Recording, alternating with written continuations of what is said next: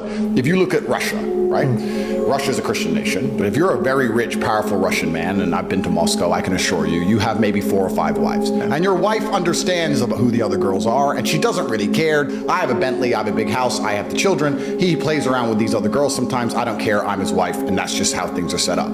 That particular man who's very, very rich, he's not interested in pornography, he's not interested in prostitutes, he's satisfied, he has enough for whatever his ego desires or his heart desires. Then you look at the West, and you look at the most degenerate things which can possibly happen. With the society saying I can only have 1 woman, I'm not allowed to have 4 or 5, which would satisfy me in some regard for my ego or unhealthy reason or whatever my reason is, so I'm gonna end up doing things in private. So it's kind of interesting. God is important, and God is extremely required to restrict people, but if you take the God out of the element, and you only use society to try and restrict the sexual desires of people and tell them they have to be monogamous, you're gonna end up with more degeneracy than if men were allowed to be polyamorous and have more than one wife.